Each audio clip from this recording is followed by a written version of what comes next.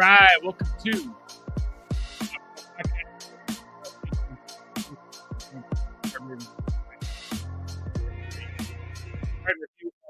our YouTube channel, youtube.com/process to perform. Aman is still in Nebraska, getting ready for his first year there as esports coach, mentor. I think he's teaching a class, so amazing stuff going on with him.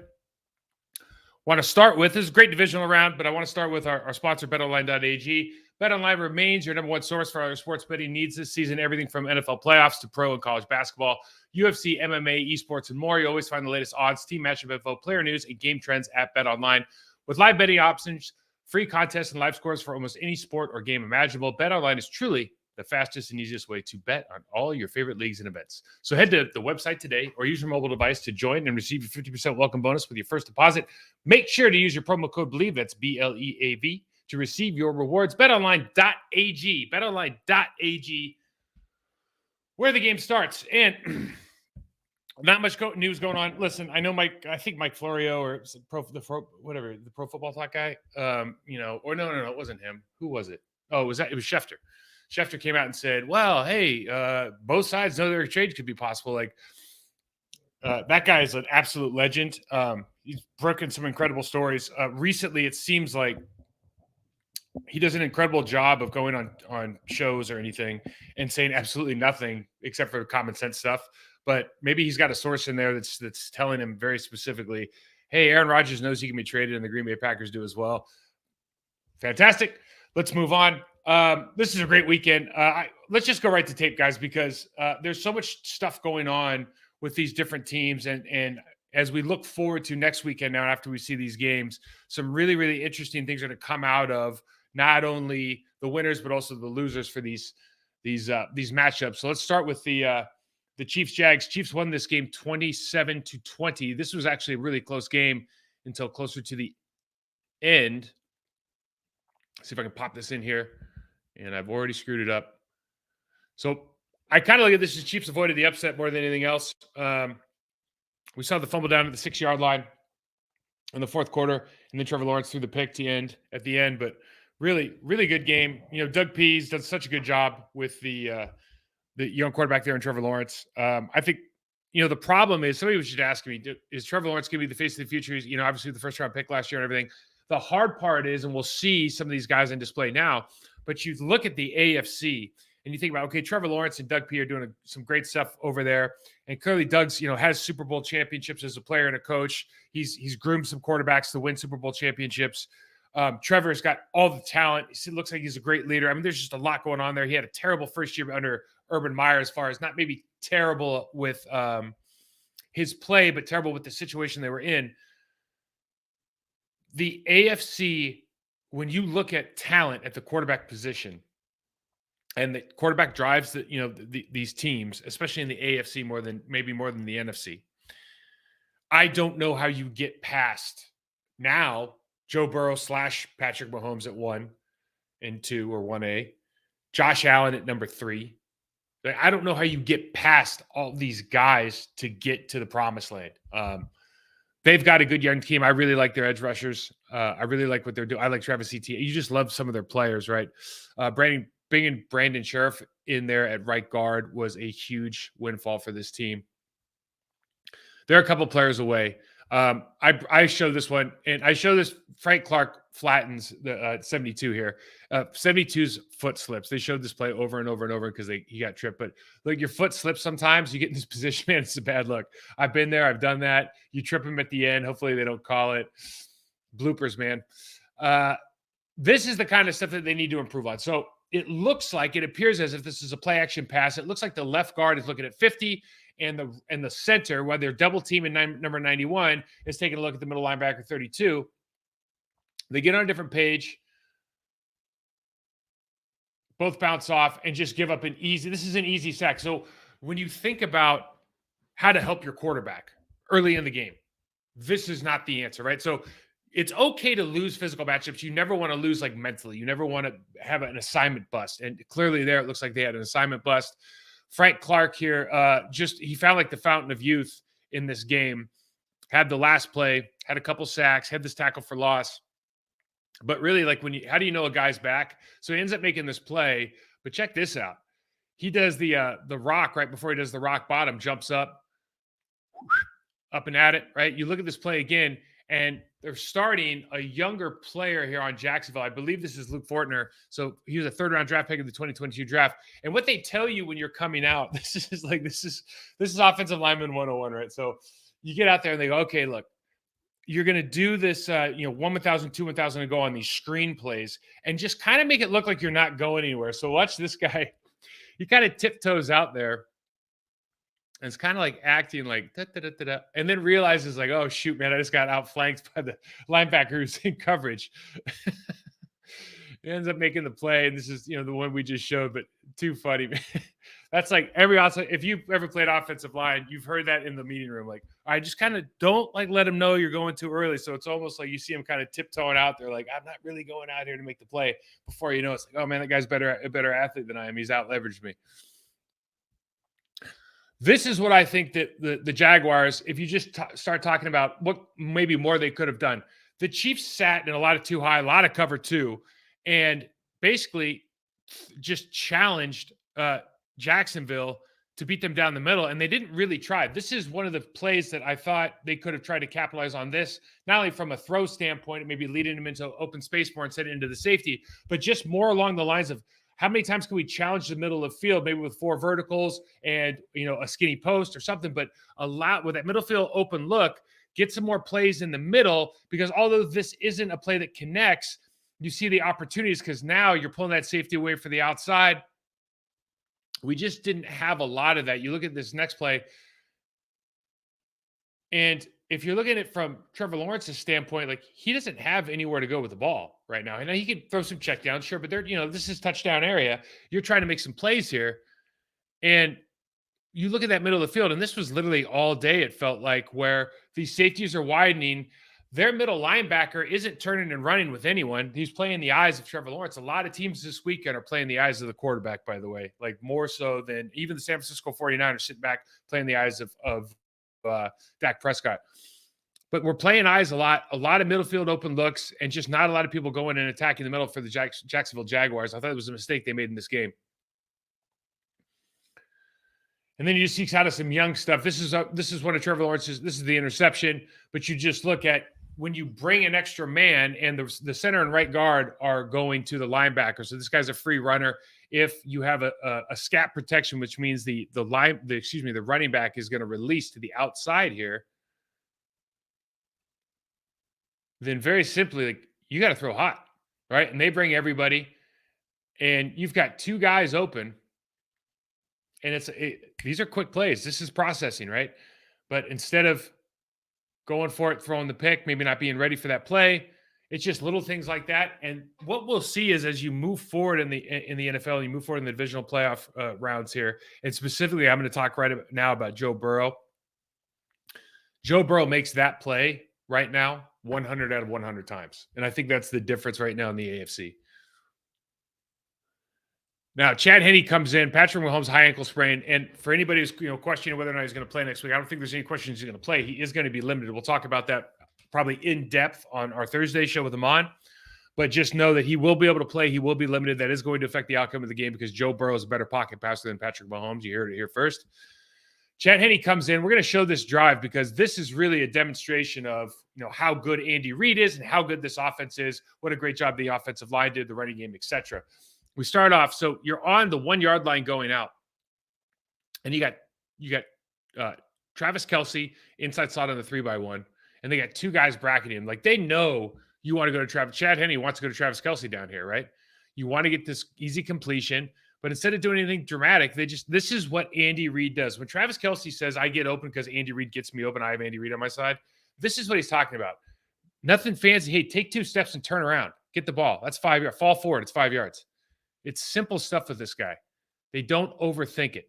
Andy Reid's not trying to do – they've got a lot of trick plays. They got the snow globe play. They got all that stuff. But at the start and the end of this, they do a phenomenal job of just getting their players open. It could be they can be open on the line of scrimmage. They can be 5 yards downfield. They can be 50 yards downfield. They just get them open. You see a great run here.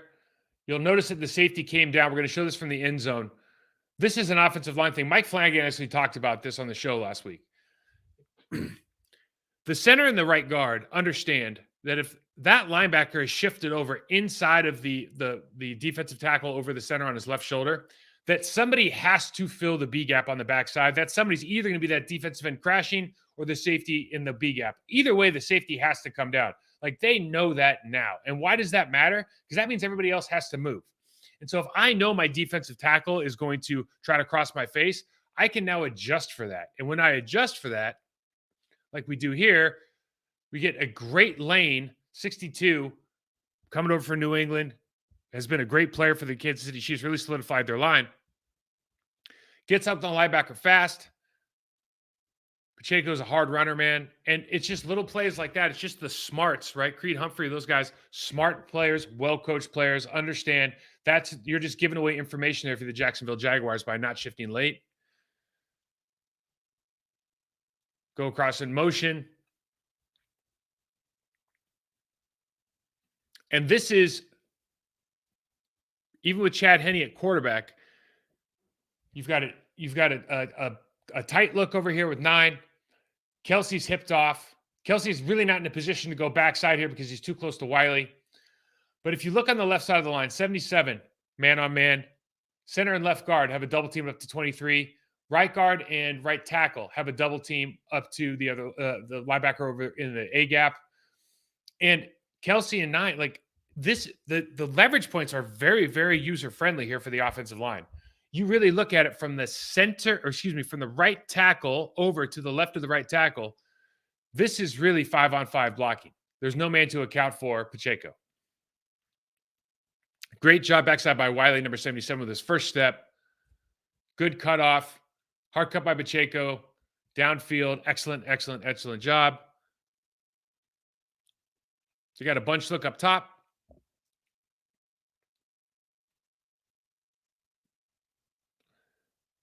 Trish, I think that's the play Chad Henne won the game for him 2 years ago on a 4th and 1. I think it was the sprint out, sprint right.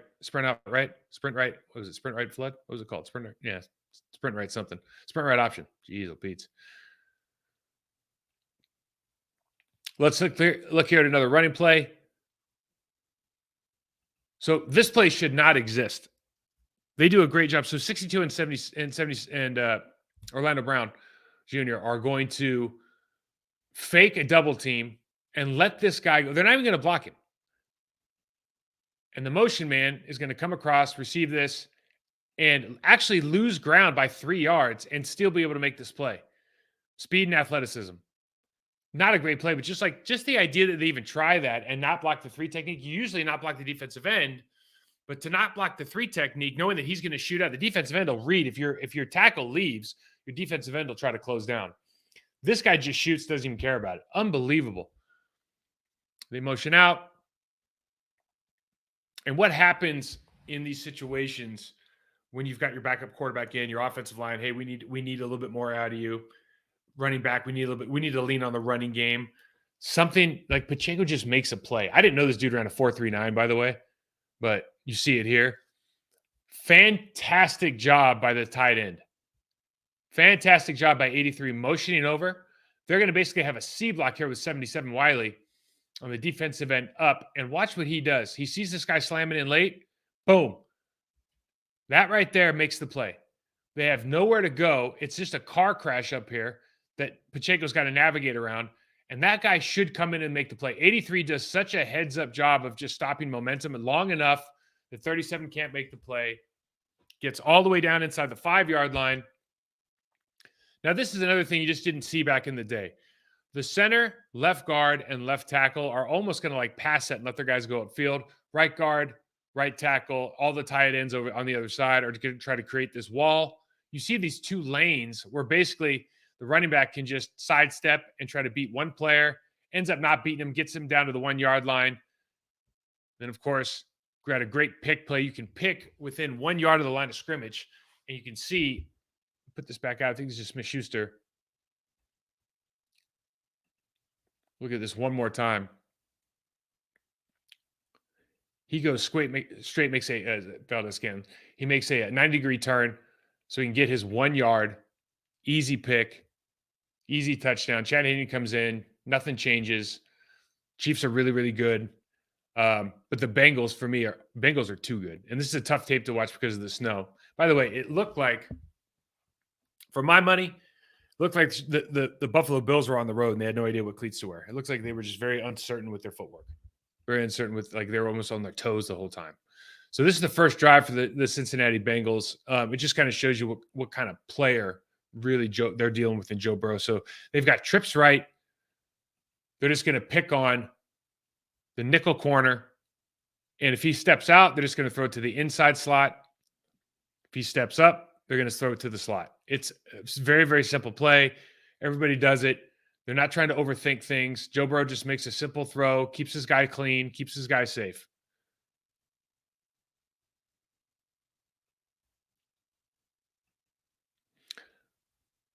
They look at, you're looking at a team with three offensive linemen out of the starting lineup. Let's say, first off, let's just give some credit to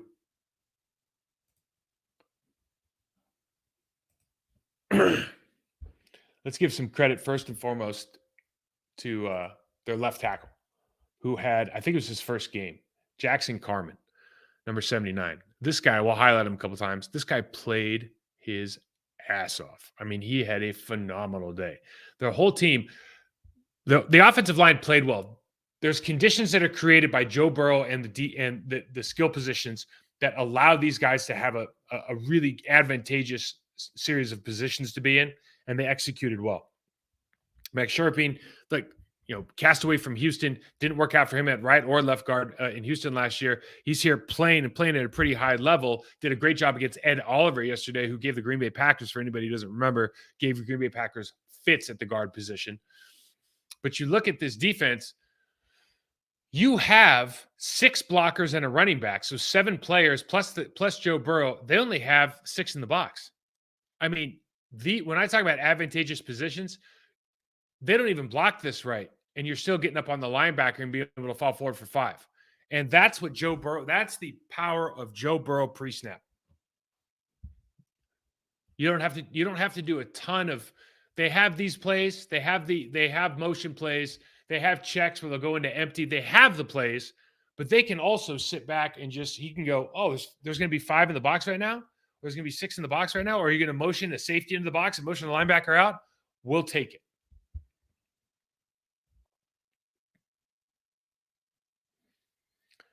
You see, they're just using leverage. They ended up stacking these receivers on the exit. We're just going to get one guy going to the post, one guy going to the corner. He's going to run like a sail 7. And he's got outside leverage on his defender already. You see the safety so far back, and he's still backpedaling. Never going to be able to make this break.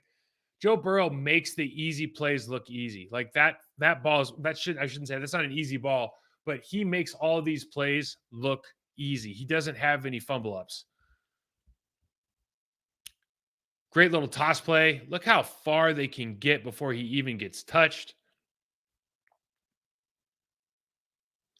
Again, we're talking about that right guard coming in as a backup for Alex Kappa. Max Sharping just does a great job against Ed Oliver, who's their best run defender. And we know that these guys are missing Von Miller. We know that Jordan Phillips hasn't been healthy. He was back this week, but now you got a double team with your right tackle and your tight end. The other tight end can hip out. You got a double team backside. Max has to do his job here on a toss, and they have a great play. Safety can't get down there in time. He's got an easy 9-yard pickup. Great job. All the rest of those blocks are relatively, they have numbers this entire game. You look how far back those safeties are. They're worried about the power of these wide receivers. We got an empty look now. They've got everybody up. Joe Burrow's going to get pressured off the left side with a free runner. Doesn't even worry about the laces, just gets rid of the ball. Again, these are the plays. What's the difference between Joe Burrow and everybody else to me? He doesn't miss that play. He just doesn't miss it, especially in come playoff time. This play, as simple as it seems, right? He knows the guy's hot. Get rid of it. Ball's ugly. Ball's a duck. Gets right to where it needs to be on time.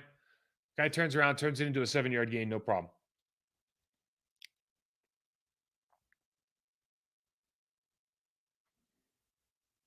So they check. Everybody splits out. They go trips to the left. And it's not like the Bengals didn't create any pressure, but when they did create pressure, eyes go to the flat. Burrow looks for his guy who's open by 20 yards, walks into the end zone. And this kind of player is now, we were talking about Jackson Carman earlier. So he passes off this TE, passes the guy down, gets his hand on the safety. That's a monster play. It seems like nothing. That is a monster play for him. We talked about, let me get the numbers right here so I don't mess this up. But I believe the Bengals ran for 172 yards, 5.1 yards per carry, 34 rushes. Okay. Offensive line's doing great. Absolutely. They motion across. Tremaine Edwards is now almost effectively out of the box. This is number 7. Number 7 is the nickelback. His name is Teron Johnson. I'm guessing he goes about 200 pounds, probably less. He is now the main second-level defender in the box play side. That is a huge problem when you're pulling 77. Easy run. Now, one thing that separates the Bengals right now, and again, this is why I think that so much of this team is every one of their guys is willing to do dirty work. Jamar Chase is a superstar. Higgins is a superstar. These guys go down. Crack on the defensive end. Pull around. And then Tremaine Edwards is in a bad situation here. But this is that guy again. Left tackle.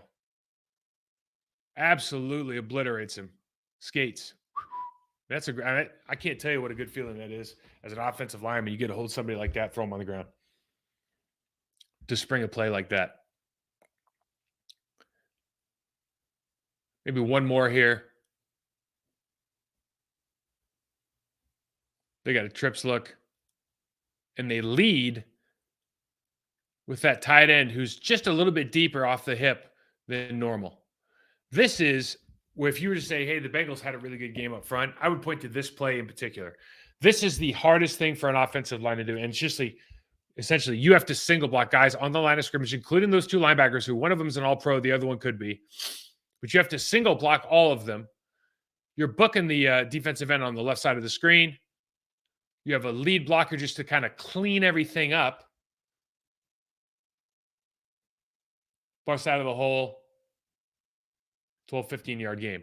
Fantastic. Bills defense. Early in the game, Roger Saffold's a good player. I think they have a miscommunication here with the center. I think the center leaves probably too much space. But they get in there and just disrupt the quarterback. And this is what you see with Josh Allen recently. A lot of, the ball's on the ground a lot, obviously, but he's not making great reads. Here's one thing the Bengals did do that I thought was fantastic. The Bengals start with 8 in the box, and they're not rotating safeties as much. So basically what I mean by that is, as you see like the Buffalo Bills, if they're going across, or a lot of other teams, they're trying to motion these guys back and forth, trying to create different looks. You remember, it's like snowing outside. You can't see it on the field or on the screen, but it's really ugly outside. You're kind of disoriented. They're allowing everybody to play with eyes to the quarterback. And all the pressure that they're bringing, they're going to bring it from the box. So this doesn't look like anything particular. Like we showed earlier how if you leave that hole, then the offensive line knows that there's somebody there. The guy's up there already. So whether they're going to slant, whether he's going to come or not, like all those things mean something different to Josh Allen contextually because he doesn't get a running start. So while you think he might not be hiding it as well, for us, it's actually harder to read. We just talked about the wide receivers for the Cincinnati Bengals. Now watch the Cincinnati Bengals DBs on the Buffalo wide receivers. Right past him, tackle for loss. Right? It's just a mentality that seems like these guys turn on with Lou Anarumo at the helm there. Really fantastic job. And just little things like this with Josh Allen. As good as he is, as good as he's been, he's an MVP candidate every year he's going to play. You run 4 verticals and a check down, and nobody's open, like throw the ball. Like this is what kind of happened. He feels like when you're watching this game, he's holding the ball longer than he should. The check down's open now. He's got 5 yards of distance, but you keep holding on to this ball too long, and finally you decide to get rid of it, And it's just, it can be a half a second, 1 second, but you get nothing out of it. And this is kind of what happened, I think, for the majority of the game with the Buffalo Bills. Eagles win big. I think it was 38-7. 38-7 versus the Giants. And what do you say about these guys? I mean, watch this play is ridiculous. So the Eagles are going to pull the right guard and right tackle, and they're going to essentially run a read off an option off of 55 or 57. It really is 57. I don't even think you're reading 55. You look at Jalen Hurts' eyes. And they're basically, we're not even going to block the defensive end, and he's going to run right across his face and just out leverage him with speed for a 15-yard gain. Unbelievable. Look at a couple different plays here. So this is a 3rd and 3 look. They go in motion. And we'll show this from the back of the end zone. Lane Johnson, we talked about this on our preview show. He's one of the best tackles in the league. And Lane Johnson sees 2 outside. 2 outside means that the inside of those outside guys are going to try to cut across his face. Because he knows that, he's prepared. He stops from getting across the face. When you stop somebody from getting to their gap, you create huge holes in the defense. That's what Lane does. That's why he's fist pumping right here. He's very excited, deservedly so. Now, the Eagles have been the quarterback sneak team in the National Football League this year. I didn't know Dallas Goedert was about this life, number 88, the tight end for the Eagles. So they run the fake and they pitch it out. Goddard here, I had no idea. I just had no idea he was about that life. We'll see this from the end zone. So they have done this great job. Everybody submarines. Jalen stays low. They get 6 and 88 to push. You see that 14's offset here already, but probably nobody even probably notices it because this is what they do every single time. It's a little bit of a head start and just lights that dude up. Their offense is fun to watch, man. They executed at a really, really high level. This is something that's different for offensive line coaches. A lot of these plays, this is plays all over the internet because Jason Kelce gets his snap hand inside on 71 and buries him. The other thing that happens here is Dickerson doesn't touch the left guard. He takes a longer route because the ball's coming across the quarterback's face and make sure not to touch 71 so that Kelce can push him outside. He can rise up on 54. 54 is going to try to backdoor this because of where the entry point for the running back is, and they end up popping it outside. Great little changeup so they don't double team. He gets out of the way. 54 is going to try to backdoor, pops it outside. Literally exactly how you drew it up. Now you look at from a play action and pass standpoint, they've always got the linebackers in advantageous positions because you have to respect the run so much. They always are like pulling a guard or doing something from the play action standpoint where it's difficult to read what's going on. And now they had 2 high safety. The safety had to cut across on the under dig route. And so now you've got Malcolm Smith running against a safety into open space with nobody there, and the safety's backpedaling. And there's just literally no chance of him not making this play as long as Jalen Hurts puts the ball in an advantageous position. It's too much speed, too much space. You see the puller guard. He's got plenty of time to throw. Great pocket. You see, this is what we've seen all year from these guys. This really comes as no surprise.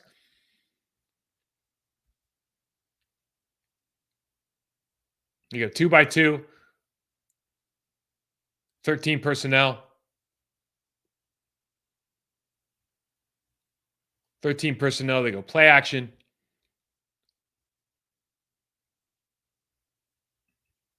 And again, because they go man and play action, everybody loses. They go man on the outside. Safety's reading the tight end, but he's starting 15 yards off the ball. And so if you make that kind of an out route or a sail route instead of a corner route, there's just no way. If you have a competent quarterback like Jalen Hurts, there's just no way you're not going to complete that pass. This is my favorite play that they always run. It's just a very old school RPO. Run it, bang, run like a little, not really an arrow route, almost like a little Texas route here with the tight end. And then the last game of the weekend, Niners really pull off what I would call a team win. 19-12. It speaks volumes about, I think, not only how good the Niners are, but the same things keep popping up with the Dallas Cowboys. Let's start with the Niners. Dallas Cowboys defense played really, really well. So DeMarcus Lawrence, this guy's like one of those underrated dudes I have seen this year. I've broken down 5 or 6 games for the Dallas Cowboys. And he's the guy that, I mean, I know Micah Parsons is the defensive, player of the year candidate and all this. Like, this is the guy that stands out for me every single time. Just dominates the line of scrimmage, dominates tackles, tight ends. Right here, Kyle Juszczyk. So we showed last week how great the Niners are at using Juszczyk and Kittle. So they take Kittle and they outside release him, and they just want to slam DeMarcus Lawrence with Juszczyk. DeMarcus Lawrence puts Juszczyk in the backfield and forces Christian McCaffrey to cut early. The Dallas Cowboys, for a large part of this game, were playing on the Niners side of the line of scrimmage. They did a phenomenal job attacking and being an attacking defense. I wanted to show this to Tyron Smith, who's going to be probably a Hall of Famer. Came back, he's playing right tackle now. Bosa's got this really great outside hand, 1, 2, 3. Tries to come inside and Bowler's that inside hand, and Tyron Smith just goes, "Nah, I don't think so." I mean, that's good old fashioned man strength right there. Unbelievable. So what did the San Francisco 49ers said, okay, if you don't want us to if you don't think that George Kittle and Juszczyk are going to get the job done against our guys, then we'll just pull Big Trent Williams and our left guard. Like, we have something for you, right? We're going to keep running the same kind of stuff, same kind of, the blocking schemes don't change play side. It's just who's going to pull. Get a 9-yard pickup. And off of that, they run a play action where they pull the guard, the linebacker to bite. Kittle's got leverage on his defender. They were kind of like stick 9 look. First down. Great stuff. We'll go to the Cowboys side. This game was back and forth. That was Arizona, ended up in a punt. But you just kind of see the way both teams are thinking about the game. This is Bosa right here. So Bosa reads crack and actually steps outside the crack block, taking 2. And now Fred Warner just slips underneath his crack, makes the play at the line of scrimmage. These guys are ferocious, man. They're defensively are just next level. Dallas Cowboys came to play. Joe Philbin's a great line coach. This double team here is fantastic. Knocking the guy off the ball. I mean, this was a very, very well contested game. I mean, really, this comes down to Dak Prescott just didn't play as well as the rookie Brock Purdy. He had 2 turnovers, and that's why they lost. But this was an extremely, well fought football game. Really, really fun to watch. You see, we talk about playing on their side of the line of scrimmage. That's DeMarcus against Trent Williams, pushing him back, forcing George Kittle. Now, this play we saw last week with Christian McCaffrey for a huge run down the left side, exact same scenario, except Deebo Samuel's in the backfield now. We're going to get Juszczyk trying to crack block the linebacker. But because of the penetration over here, there's just nowhere to go from the guard and the tackle position.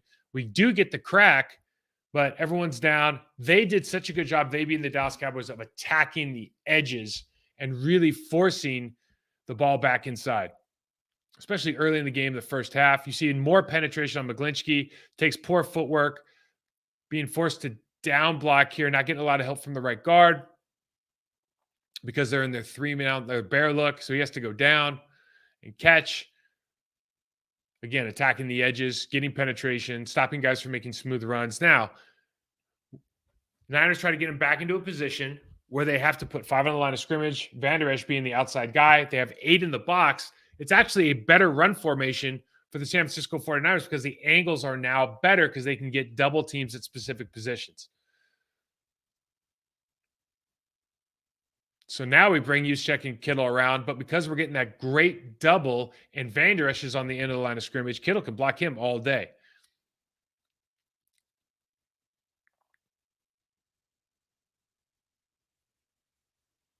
And then probably the play of the weekend from Purdy, probably his fifth read. Kittle makes a great play, makes it look pretty hard. And then I think we see another great double team here, getting blown off the ball 5 yards deep, number 97, turn the wrong way. This is kind of where the tide turns, I think, on this drive.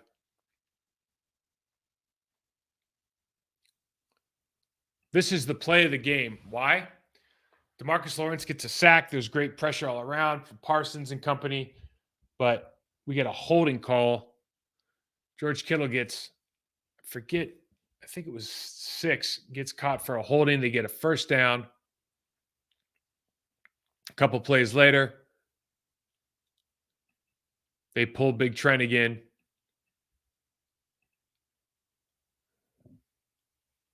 Different formation, same result. They're just going to double pull. 42 wants none of that. Not much you can do when Trent Williams is coming at you like that. This is a fantastic play, and everyone's going to talk about how Dak almost gave up a safety. And honestly, he would have given up a safety if Armstead was not at all worried about getting a flag or some nonsense penalty for roughing the passer. But watch the center. So this is a designed play by Dak. So they are dropping back, and now he is going to roll out to buy time, and watch what the center does to 97. I mean, just absolutely. And look, it's not like a tough guy player or anything. It's just kind of fun. You're offensive lineman, man. You like seeing guys getting free shots. And then right here, you just can't even, like, if I'm on the Dallas Cowboys sideline and I see that play, you got to ask yourself, like, what does Dak do? Like, you throw the ball away, right? There's no scenario. He should have took a safety there. I mean, but 9 times out of 10, he's getting safety there. It's like he didn't do anything magical here. He just got very, very lucky that Armstead didn't want to get a penalty. I thought this was a huge play. Goes to the sideline. And Dalton Schultz, I've been singing his praises all year. And the tight ends, all the tight ends, and their ability to make plays and kind of their effectiveness in the run and pass game. And to me, they're the glue of the Dallas Cowboys offense, to be honest. Doesn't get his foot in. Really, really surprising there. Didn't get his foot in. And so now,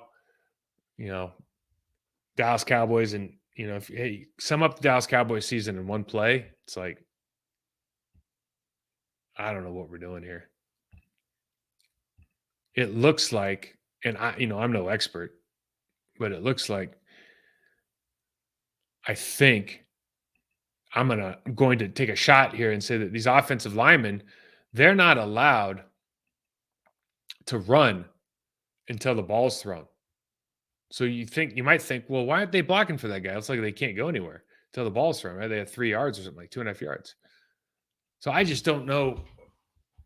Not that they were going to score there, but that didn't, it seemed like you go, okay, maybe Kellen Moore's got something dialed up, and they've been working on this special play, and then that's when they pull out. I don't know. We're going to talk about this a lot with Amon when you get back on Thursday. Look, the bottom line is, what did you learn this weekend? I learned that Joe Burrow's, to me, the best quarterback in the National Football League. I think I've been saying that for a couple months now, actually, since last season, just what he's able to do with the resources that he has. He's the first guy, it breaks my heart, but he's the first guy that kind of shows you, like, you don't need an elite level offensive line. If you are that good at the quarterback position, you have that good of a receiver core, and Joe Mixon, all those guys are really good. Tight ends, elite level tight end.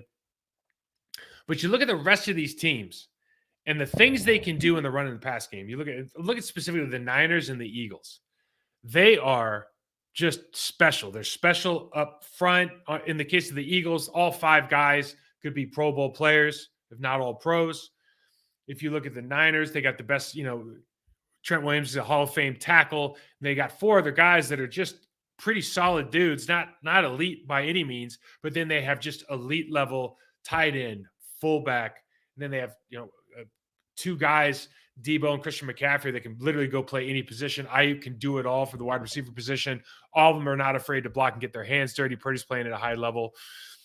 So you see what the capabilities are there. And then you look at the Kansas City Chiefs and their offensive line, particularly the interior of their offensive line now, is high level. with Creed Humphreys leading the way at the center position. Obviously, the elite level quarterback, probably the MVP this year, Patrick Mahomes. He's hurt. We'll talk about that later on Thursday. But Pacheco finding him in the middle of the season and what he's been able to do.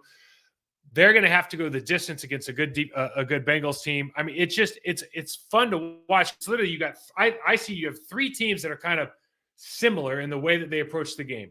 We're going to be creative. We're going to run and pass, and we're going to do all this stuff.